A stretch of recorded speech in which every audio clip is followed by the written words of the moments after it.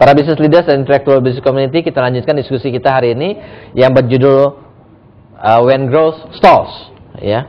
Nah, kita akan berbincang lebih jauh lagi tentang bagaimana aplikasi ini terhadap Garuda Indonesia yang sekarang sedang growing. Ya. Tentunya Garuda Indonesia yang sekarang dipimpin oleh Pak Emir Syahsatar tidak ingin pada satu saat growing udah bagus-bagus, toto stall gitu ya. Dan dari artikel ini kita pelajari ada faktor-faktor yang sebenarnya kita bisa lihat indikatornya dan bisa kita kontrol kalau saja kita mau melihatnya gitu ya. Nah, kembali tadi kita sudah bicara tentang premium position captivity, bahwa Pak Emir katakan premium position memang sudah dituju kalau memang Garuda. Jadi memang secara sadar Garuda memilih premium position, dan karena dia melihat adanya tantangan dari low cost carrier, now Garuda try to make a second brand yang bernama CityLink untuk jadi fighting brandnya dengan low cost carrier. Jadi menurut Pak Emir, yang namanya kompetitor yang bisa mengganggu, yang membuat stall ini sudah dihandle dengan cara memantapkan dia tetap di position premium dan kemudian making a second brand untuk fighting dengan para low cost carrier ini ya. Dan itu tadi yang pertama. Tetapi kembali, masalah market ini adalah masalah yang luas, karena kita tahu airline industri ini sedang mengalami restructuring internasional yang luar biasa, termasuk karena faktor WTO, masalah free trade, sehingga airlines itu sudah menjadi dischedulekan termasuk service ya yang harus free, termasuk dalam free trade juga ya. Jadi free trade itu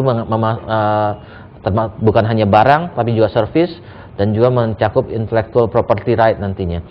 Baik, mungkin ada pertanyaan dari audiens, silakan Pak. Mungkin mikrofon. Udah, kedengaran ya, oke. Ya. Jadi yang salah satu ini bahan yang saya bisa bawa ini dari Khatib Basri yang hari ini dengan Pak Bimar dipresenting mengenai growth forecast berdasarkan versi IMF. Indonesia itu 4,5% IMF version. Singapura, Malaysia 3,8%, Singapura 2%. Growth dari apa nih Pak? Growth. Economic growth. Untuk GDP depan growth. 2009 ya. Yeah. GDP. Nomor satu kalau di Asia adalah China 8,5 and then India. Jadi dalam kawasan ini we have the highest growth rate. Yes. Dan kemudian Indonesia dalam konsep free market ekonomi sekarang dengan masuknya AFTA dan sebagainya, this is the real market. Kenapa yang airline regional ini men-tackle Indonesia sebagai dia punya program, merebut pasar Indonesia, sedangkan Garuda di homegrown dari Indonesia. There's a big challenge buat Garuda to fill in those opportunity around. Kita ngomong strategi ya. What sort of strategi yang kita bisa lakukan dari Garuda to capture this market, domestic market ini? Kita ngomong di antara sektor Indonesia yang ke outbound keluar maupun di antara. Memang beratnya Garuda mempunyai national carrier obligation. Kalau ini konteks Indonesia disamakan dengan peta European Union, nggak ada di European Union namanya European Union Airline. This is the only country in the world that we have such a big territory. You have a national obligation karena national carrier, and yet you are facing dengan independent carrier yang very highly competitive. Mungkin Pak Emir bisa highlight kita semua untuk. Oke, berarti the question is Pak, kita tahu dengan free market ini kita getting competitions, dan competition itu in every segment ya. Di premium juga ada. Premium kita menghadapi yang lebih premium lagi dari kita ya. Kalau kita bilang kita premium, ada yang lebih premium kalau kita ngomong international. Kemudian kalau kita ngomong low cost, begitu kita mau masuk low cost, Lion Air sendiri sekarang menghadapi persaingan cukup berat dari Asia Air, dari yang lain-lain ya. Air Asia dari yang lain. Nah, kita juga mau masuk di sana. Padahal kita tahu bahwa ya Indonesia itu adalah negara kepulauan yang kita punya, dan Garuda historically udah jauh sebelum airline nasional yang lainnya juga kan. Berarti Garuda harusnya be the leader di sana. Nah, how do you think Garuda should act untuk mematerialisasi bahwa diharapkan jadi leader dan benar-benar jadi leader gitu? Oke. I think first of all gini dulu. Garuda was the leader. We got knocked out. Okay. That was in 98. We got knocked out. Yeah. We were growing. Terus in 2004 itu mulai lagi udah ya kan. Then we're growing again. Jadi you're right ya. I mean tahun ini sebetulnya Garuda 60 tahun nih. 60 years. 60 years, 60 tahun ya. And I think that is one thing that we can claim. I mean we are the oldest airline. Apa namanya? Nah, what are we doing about it? Ya ini yang kita lakukan tadi, what I mentioned to you, to capture the low market. Tapi yang penting juga adalah make sure everybody in Garuda is aware about this. Like it or not, competition is coming. And then, if you know, like our ASEAN people, ASEAN countries talk about open sky. Open sky itu first, show me your sky first. Iya kan? The sky is in Indonesia. Iya kan? Our neighbor don't have any sky sebetulnya. Iya kan? Benar nggak? Iya. Nah, jadi tapi ini sudah terjadi open sky ini ya. Kita harus siap-siap. That's why contohnya di domestik tahun ini, although people are saying the global crisis dan lain-lain, kita ini buka 15 rute. Oke. 15 rute baru di domestik. We just open 3 kemarin. Ya, kita buka Malang, Tanjung Karang, Kendari. Ya, kita akan buka lagi untuk tahun ini 12 lagi. 12 lagi. Jadi 15 tapi rute baru. Open it up bukan karena obligations, tetapi lebih karena consideration, Pak. Business consideration. And then bahwa itu profitable link. Betul. Dan we want to have a footprint before this really opens gitu ya. Jadi benar-benar we better make sure that we are there. Iya kan? Kita ideally yang kita mau in long term Garuda, we will fly to all capital cities in the provinces. Oke. Jadi mungkin semua ibu kota di provinsi. Kalau kita explore itu, it takes us 2 hours untuk melihat strategi yang gimana, Pak. But back to this, Pak.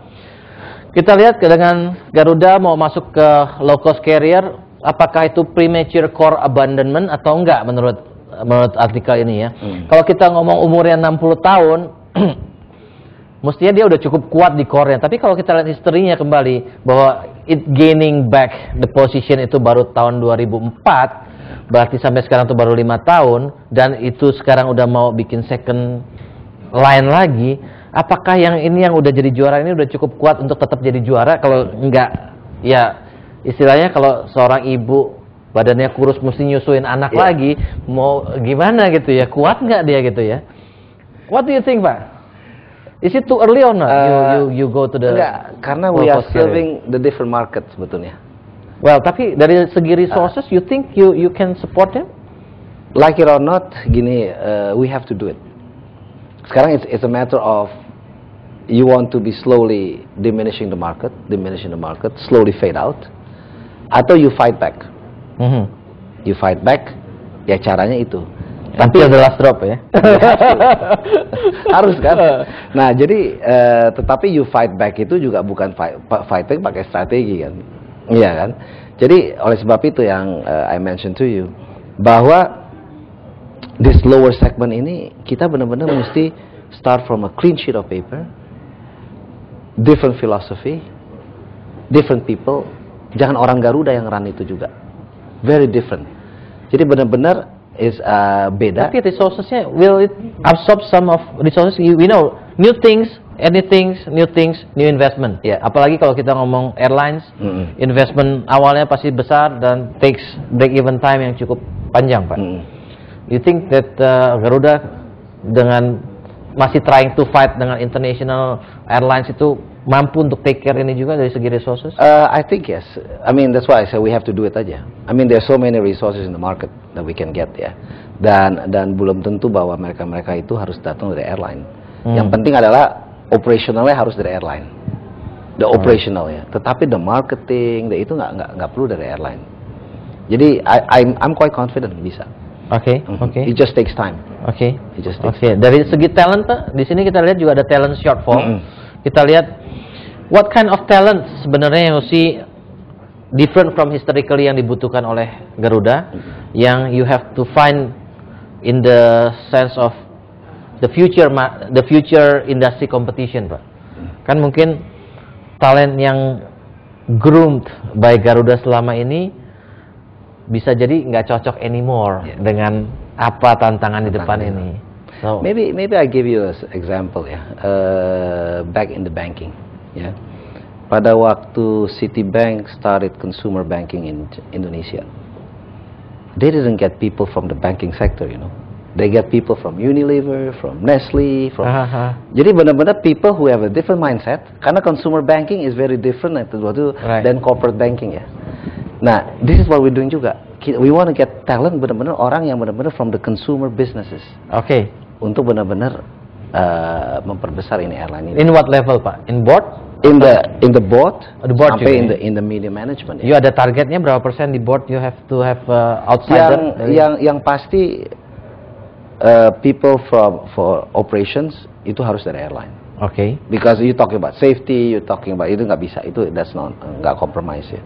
Tetapi kalau misalkan untuk yang orang marketingnya, untuk development, business developmentnya, itu you can get it from non-airlines. Oke. Nanti kita lihat how you implement this idea, Pak. This is your concept. Kenyataannya di Garuda tuh gimana ya? Oke. Kita harus break sebentar. Buat para business leaders dan intellectual business community yang ingin berpartisipasi, jangan lupa SMS 0896 kali 788. Kita akan masuk dalam segmen berikutnya.